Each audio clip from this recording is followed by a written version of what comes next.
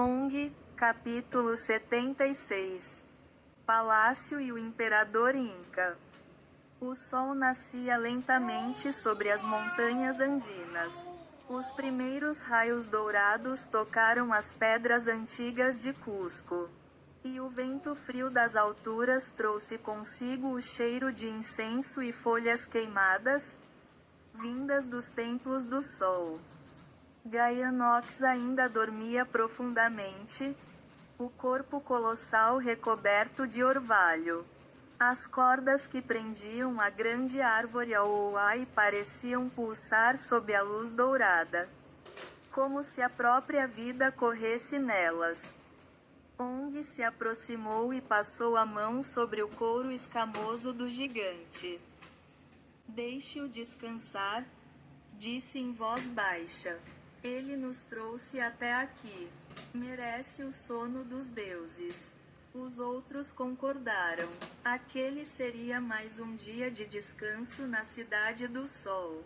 Durante a manhã, Ong, Uok, Huoyapo, Ouai e Iopo seguiram juntos pelas ruas movimentadas da cidade.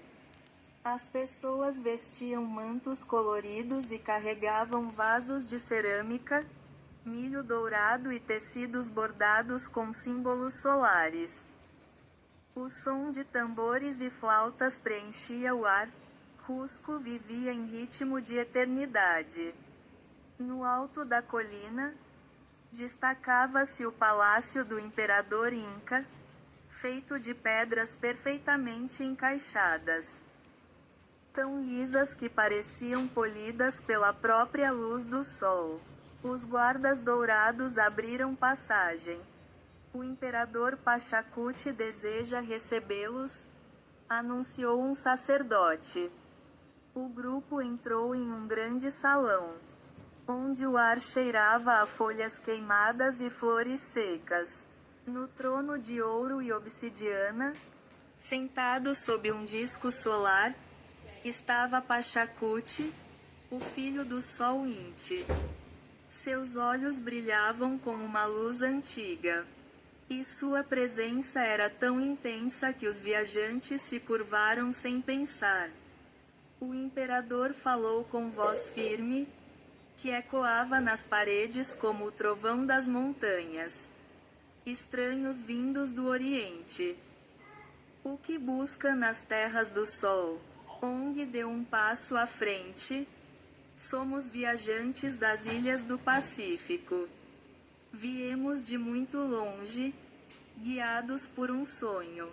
Trazemos conosco uma árvore sagrada, Auoai, que precisa alcançar os reinos do céu. Pachacuti permaneceu em silêncio por um tempo. Depois, ergueu a mão e sorriu levemente. Muitos caçadores e sonhadores já cruzaram estas montanhas com promessas de alcançar o céu. Todos passam por Cusco, porque este é o centro do mundo, o umbigo da terra, onde o sol toca o chão. Ele se levantou e caminhou lentamente até uma grande tapeçaria, onde estavam bordadas imagens do sol e de portais nas montanhas. Os reinos do céu são fechados e distantes. Vivem isolados do mundo dos homens. Somente o Império do Sol mantém o caminho entre a terra e o alto. Ong e seus companheiros se entreolharam, atentos. Pachacuti prosseguiu. Antes de seguirem para o sul, devem visitar a Cidade do Sol, nas Montanhas Verdes. Lá, os sacerdotes guardam o conhecimento antigo, e talvez, se o destino assim quiser, encontrarão o sinal de Inti, o Deus Sol, que os guiará ao portal do céu. Huoyapo se inclinou respeitosamente. Agradecemos, grande imperador do sol. O líder Inca ergueu o bastão dourado e o apontou para eles. Sigam a luz. Filhos do Oriente, o caminho é árduo, Mas o céu reconhece aqueles que têm coragem de sonhar. Quando deixaram o palácio, o sol já se punha atrás das montanhas. As sombras se estendiam sobre a cidade dourada. Ong respirou fundo. Cidade do Sol. Esse será nosso próximo destino. Eles caminharam de volta até o campo onde Gaianox dormia. O gigante continuava imóvel, roncando suavemente. A árvore Aouai balançava ao vento, espalhando um perfume doce pelo ar. O grupo se sentou ao redor dele, observando o entardecer. As montanhas distantes pareciam cintilar sob os últimos raios de luz, como se o próprio sol marcasse o caminho que deveriam seguir. Eles dormiram aquela noite ao lado de Gaianox.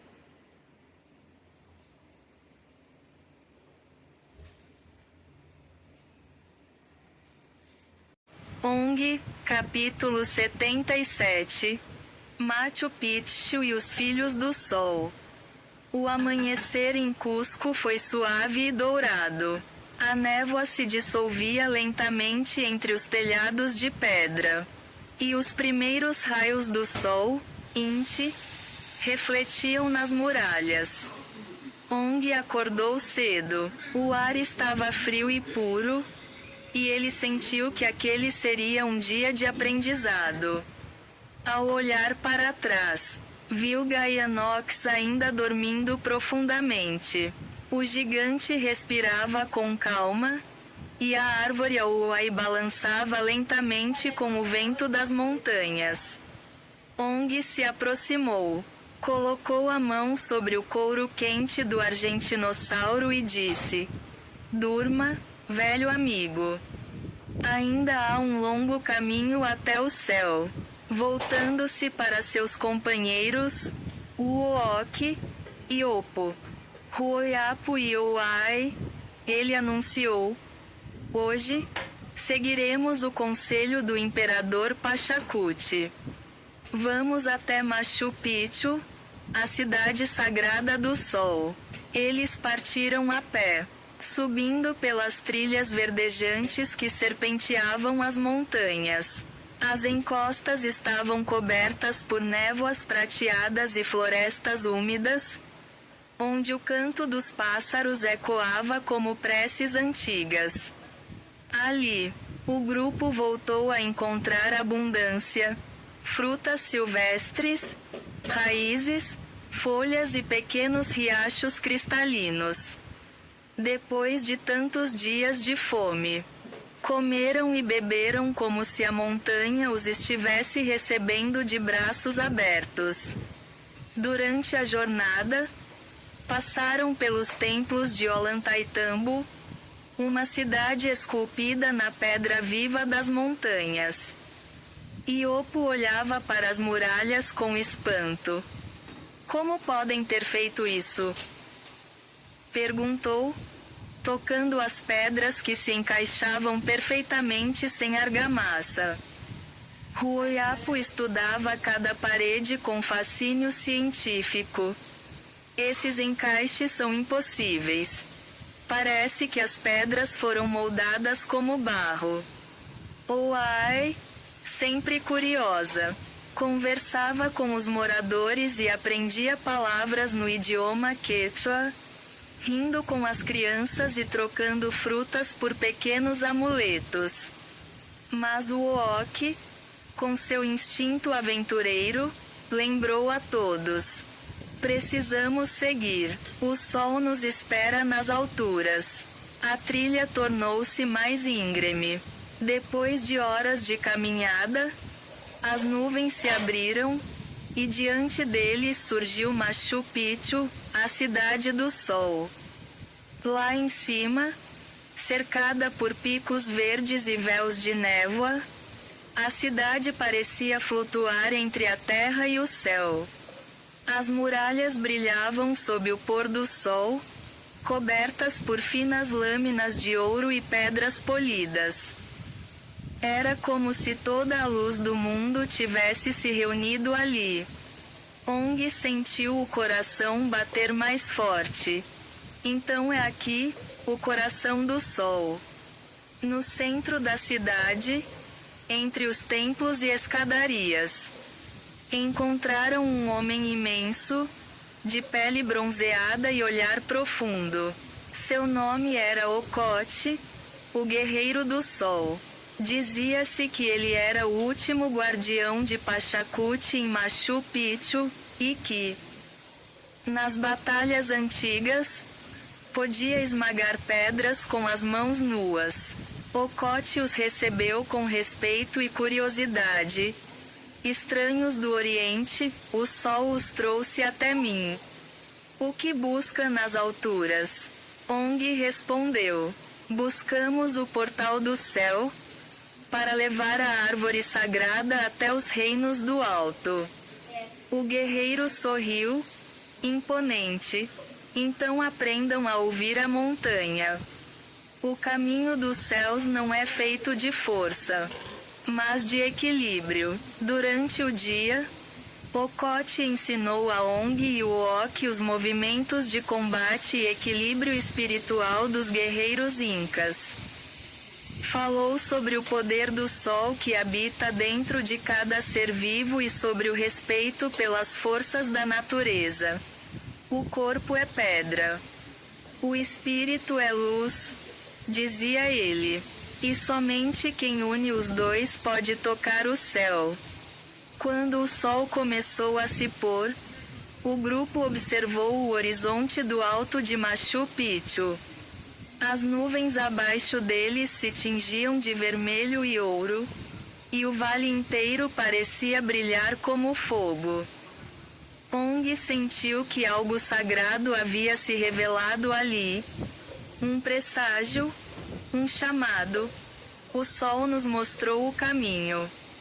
Agora devemos voltar. E assim, ao cair da noite, eles desceram de volta a Cusco, onde Gaianox ainda dormia ao lado da árvore sagrada Ouai. As estrelas voltaram a surgir, e o grupo dormiu sob o céu dos Andes, prontos para continuar a jornada rumo ao sul, onde o portal dos céus os esperava.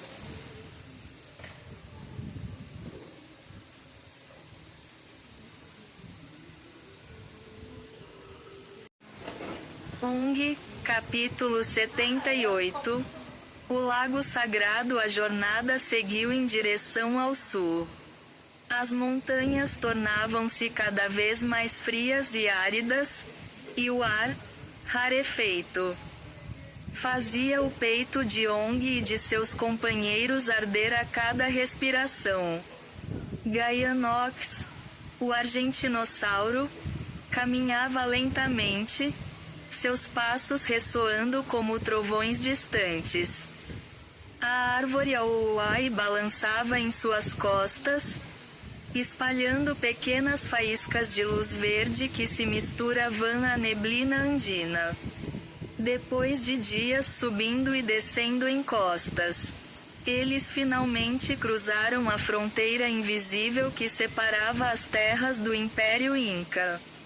Entravam agora no território que, séculos depois, seria conhecido como Peru, mas que, naquele tempo, ainda pulsava como uma extensão viva do mundo incaico. Foi então que, no fim da tarde, Ong avistou ao longe uma imensidão azul e prateada. Olhem, o Lago dos Deuses, murmurou ele. Era o Lago Titicaca, vasto, silencioso e misterioso. Sua superfície refletia o céu como um espelho líquido. As águas se estendiam até onde os olhos alcançavam. E as montanhas ao redor pareciam guardiãs ancestrais daquele santuário. A primeira cidade que encontraram foi Puno, construída às margens do lago. Mas havia algo diferente ali. O céu sempre parecia estar no limiar entre o dia e a noite. Um crepúsculo eterno tingia o horizonte de violeta e dourado, e as estrelas já brilhavam, mesmo com o sol ainda visível. No alto, uma luz se destacava entre todas, a estrela d'alva, enorme, fulgurante, como se observasse o grupo do alto do firmamento. O Oak olhou para o lago e sorriu. Se é para morar no fim do mundo, que seja com boa pescaria. Ele mergulhou parte do corpo nas águas geladas e, momentos depois, retornou triunfante, erguendo um peixe-espada gigante, que cintilava como prata viva sob o crepúsculo. Eles riram, fizeram uma fogueira e cozinharam o peixe à beira do lago. O aroma da comida se misturava ao vento gelado e ao canto distante dos pássaros andinos. Enquanto comiam, um homem se aproximou montado em um guânaco. Ele usava um manto colorido e tinha um olhar sábio e sereno. Boas-vindas, viajantes, disse ele. Eu sou o Ep-Show, guardião das terras de Puno. Ong o cumprimentou, curioso. Viemos das ilhas do Oriente. Buscamos o portal dos céus. O Ep-Show sorriu, como quem reconhece uma antiga história. Ah, o caminho do céu. Muitos caçadores passaram por essas montanhas tentando levar árvores sagradas ao firmamento. Alguns dizem que um deles conseguiu, um homem chamado Ook. Ong se surpreendeu. Ook, repetiu ele. Ook é uma lenda em minha terra. Eu nasci na ilha de Ook. Vim para repetir sua façanha, levando uma árvore gigante ao céu, e com isso trazer prosperidade à minha ilha, Palauan. O Ep-Show concordou lentamente. Então o destino os trouxe aqui. O espírito de Ook ainda vive nessas montanhas. Dizem que ele cruzou o lago Titicaca em uma canoa de pedra e desapareceu nas nuvens. Se seguirem o caminho dele, talvez encontrem o portal que procuram. Os olhos de Ong brilharam de esperança. Então o sonho de Ook é o mesmo que o meu. Naquela noite, eles dormiram às margens do lago. As águas calmas refletiam o céu estrelado, e a estrela d'alva continuava brilhando com força, como um farol guiando os viajantes do mundo dos homens para o mundo dos deuses. Gaianox dormia ao fundo, imóvel como uma montanha viva. Ong observava o lago, pensativo. Talvez o céu não esteja apenas acima, talvez também se esconda dentro da terra, murmurou. O vento frio respondeu com um assobio suave. E as ondas tocaram levemente a margem, como se concordassem.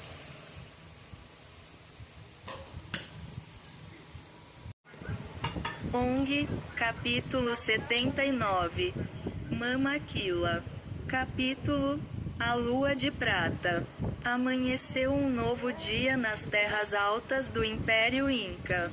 Mas ali, o amanhecer era diferente, o sol mal tocava o horizonte e o céu nunca se tornava inteiramente claro. O mundo parecia viver em um eterno crepúsculo, um meio termo entre a noite e o dia. As estrelas continuavam visíveis mesmo ao amanhecer, e no alto, dominando o firmamento, estava a lua, enorme e pálida, como se observasse os viajantes com olhos antigos. Ong, Uook e Opo. Oá e Ruiapo acordaram lentamente nas margens do lago Titicaca. O ar era frio e rarefeito.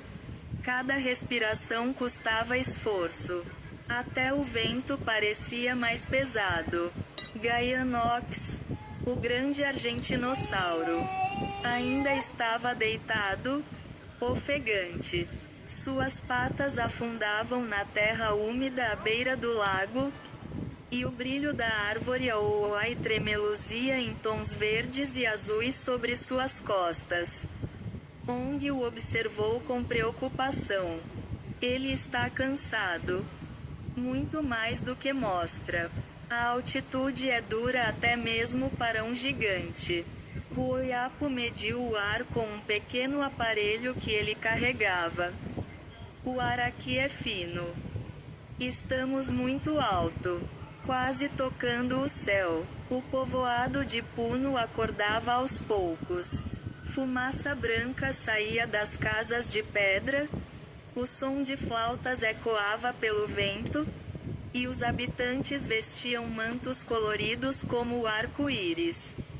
Logo, o amigo que haviam conhecido na noite anterior, o Epichô, apareceu montado em seu ruanaco de pelos dourados.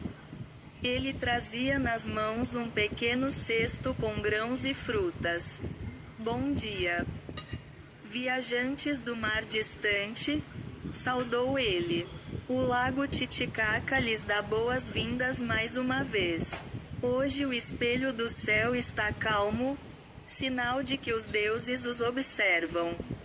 Ong sorriu, aceitando a oferenda. O Epichô, esse lugar parece viver fora do tempo. É sempre noite? O homem olhou para o horizonte, onde o céu mesclava tons de roxo e prata. Nem noite, nem dia. Aqui vivemos sob o domínio da lua e do lago. Ele apontou para o alto. Vocês estão vendo? A lua parecia maior do que nunca, suspensa sobre o lago, refletida nas águas em tamanho dobrado. O Epichô começou então a contar, com voz grave e pausada. Os antigos dizem que a lua é uma deusa, Mama Kila, a irmã e esposa de Inti, o deus Sol. Ela é a protetora das mulheres e das águas. E é ela quem guarda o sono do lago Titicaca. Oai, encantado, perguntou. E o lago, por que brilha tanto? O Epichô sorriu. Porque sob suas águas há outro mundo. O lago Titicaca é um espelho entre as realidades, o portal para o reino submerso. Lá habitam os espíritos dos primeiros homens, aqueles que subiram à superfície quando os deuses criaram o sol. Iopo olhou para as águas silenciosas, fascinado. Por um instante, pareceu ver luzes se movendo sob a superfície, reflexos que dançavam como estrelas líquidas. Ruiapo anotava tudo em um pequeno caderno. Um portal abaixo da água. Talvez o oposto do portal do céu que buscamos. Ong, pensativo, respondeu. Então talvez tudo esteja ligado. Céu e lago. Sol e lua. A árvore Aoai deve unir esses mundos. Durante o dia, o grupo aprendeu muito com o Epichô e os habitantes de Puno. Conheceram seus cantos, suas oferendas e as danças feitas sob a luz da lua. Em cada palavra, havia sabedoria, em cada gesto, um pedaço da história viva dos Andes. Quando a noite voltou, se é que ela realmente havia ido embora, Ong reuniu o grupo. É hora de seguir. O portal nos espera ao sul. O Epichô se despediu com um sorriso. Sigam as margens do lago. Quando a lua se deitar atrás das montanhas, o caminho para o céu começará a se revelar. O grupo acenou em despedida e partiu lentamente, com Gaia Nox retomando o passo pesado. As águas do lago refletiam o brilho da lua e da árvore Auai, e parecia que ambos, o céu e o lago, caminhavam com eles.